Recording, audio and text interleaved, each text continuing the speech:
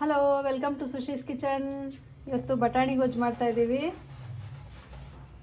ಬಟಾಣಿ ಇದೆ, ಮತ್ತು ತರಕಾರಿಗಳಿದೆ, ಕ್ಯಾರೆಟು, ಬೀನ್ಸು, ಒಂದು ಅರ್ಧ ಆಲೂಗೆಡ್ಡೆ ಮತ್ತು ಗೆಡ್ಡೆಕೋಸು ಎಲ್ಲ ಹೆಚ್ಚಿಟ್ಕೊಂಡಿದ್ದೀವಿ. ಚಿಕ್ಕ ಚಿಕ್ಕದಾಗಿ ಕಟ್ ಮಾಡಿದ್ದೀವಿ.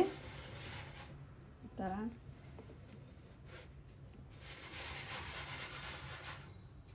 ಪುದೀನ ಸೊಪ್ಪು ಸ್ವಲ್ಪ ಇದೆ, ಕೊತ್ತಂಬರಿ ಸೊಪ್ಪು, ತೆಂಗಿನಕಾಯಿ ತುರಿದಿರೋದು, ಮತ್ತು ಈರುಳ್ಳಿ 2 ಗೆಡ್ಡೆ ಹೆಚ್ಚಿಟ್ಕೊಂಡಿದ್ದೀವಿ, ಮತ್ತು ಹಸಿಮೆಣಸಿನ್ಕಾಯಿ ಇದೆ.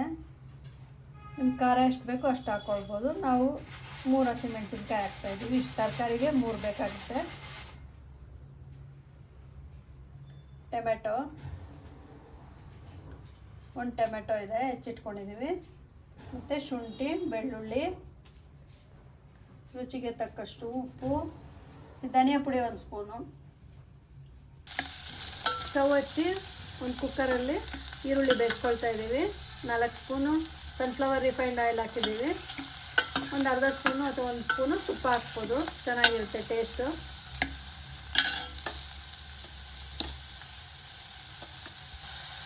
ತುಪ್ಪ ಹಾಕ್ತಾಯಿದ್ದೀವಿ. ಬೇಯ್ತಾ ಇದೆ, ಗೋಲ್ಡನ್ ಬ್ರೌನ್ ಬರೋ ತನಕ ಬೇಯಿಸ್ಕೊಳ್ಬೇಕು ಈರುಳ್ಳಿನ.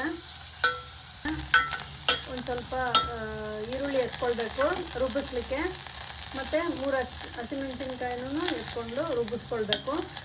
ಟೊಮೆಟೊ ತರಕಾರಿ ಹಾಕ್ತಾಯಿದ್ದೀವಿ.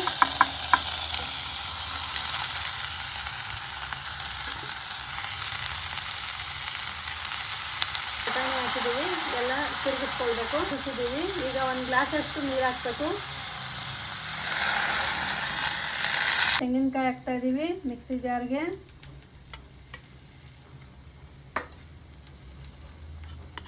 ಒಂದು ಸ್ಪೂನ್ ಧನಿಯಾ ಪುಡಿ ಹಾಕ್ತಾಯಿದ್ದೀವಿ.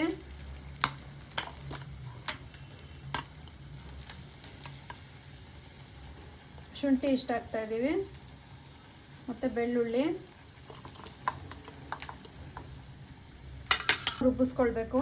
ರುಬ್ಬಿರೋ ಖಾರ ಹಾಕ್ತಾಯಿದ್ದೀವಿ. ಗ್ಲಾಸು 1.5 ಗ್ಲಾಸ್ ಅಷ್ಟು ನೀರು ಹಾಕ್ಕೊಂಡಿದ್ದೀವಿ.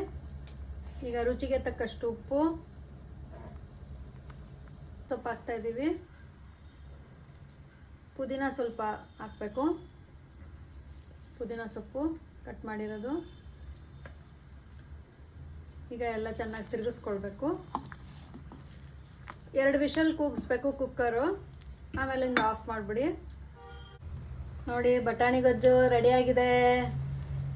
ಇವತ್ತಿನ ಊಟಕ್ಕೆ ಬಟಾಣಿ ಗೊಜ್ಜು, ವೈಟ್ ರೈಸ್ ಇದೆ, ಸೈಂಧೂರ ಮಾವಿನ ಹಣ್ಣಿದೆ, ಮತ್ತು ಚಪಾತಿ, ಸೌತೆಕಾಯಿ ಇದೆ.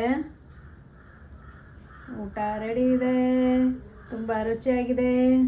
ಚಪಾತಿ ತುಂಬ ಸಾಫ್ಟ್ ಆಗಿದೆ.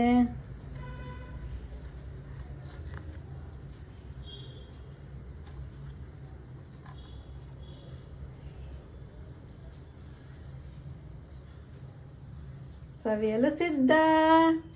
Thank you.